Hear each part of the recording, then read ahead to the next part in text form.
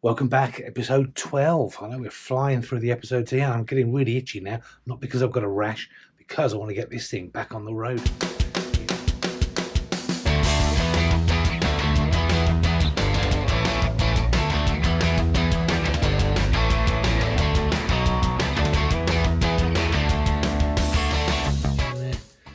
And just making basically sure everything's tightened down. And this is the clutch side, just again making sure I put all the bits back in it. Last thing I want to do is put it back and find out there's some missing. So anyway, that's a clutch basket you're looking at there. I'm going to just put some gasket sealant around, pop the top back on, and make sure there's the bolts there are greased up with some copper grease. You can take them off again quite easily without them seizing up. And it's starting to get there slowly. That's where the carburetor attaches. It's an internal carburetor, which means it's covered, not like a conventional one, which is at the back of the barrel. That was the piston there that I noticed a chunk missing out of, so I've ordered a new one, and there it is, all shiny and new, and it's basically just been fitted into the barrel. And next we're going to be looking at the carburetors. There's the original one and a spare one that came with the bike, and I've got to rebuild those and get those back in the bike. Right, new piston is in and the barrel is on. It's got the cylinder head here. Just going to put that onto there. I'm basically just going to start off by putting these on finger tight.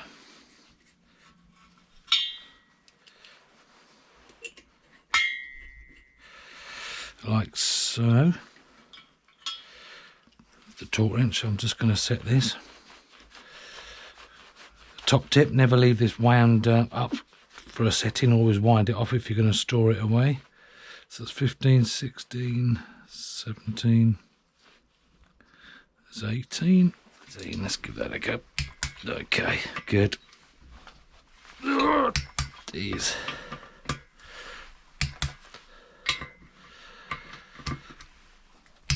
Okay, so cylinder head is on.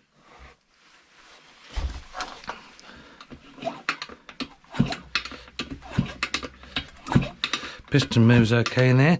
It was tight putting it in, but of course it's bound to be because it's brand new. So that is that. So now really I'm ready to put this back in the bike. It's going to fit some rubbers. Remember the rubber spacers I took out to stop the vibrations.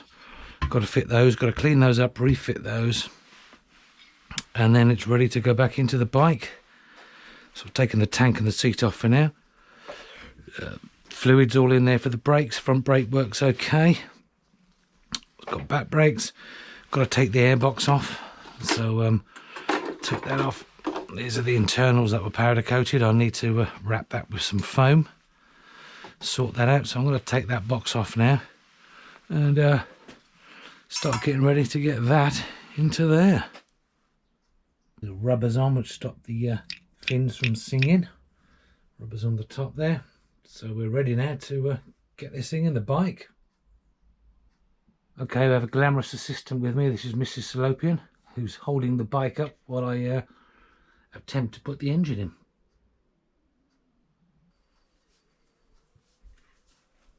Right.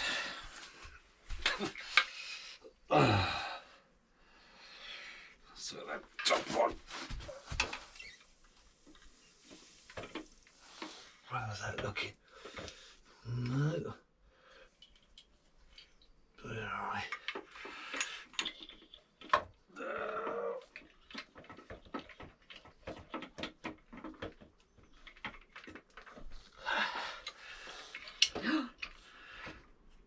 Okay.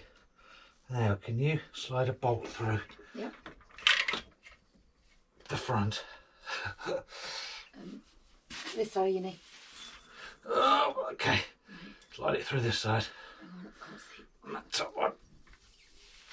I can't, your hand's in the way. I can't see where I'm supposed to do it. Where? No, in there. Oh, in there, right. Hey! Bastard. Okay, so that should work now. Okay, relax. And here we have a Mrs. Salopian sitting on the bike, and we've got the engine in after a few swear words and a bit of sweating. Anyway, good, all good. Thank you, Mr. Salopian.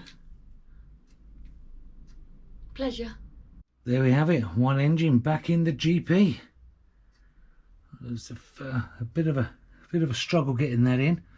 Gentle persuasion from a rubber mallet and some strong stainless steel nuts and bolts we got there.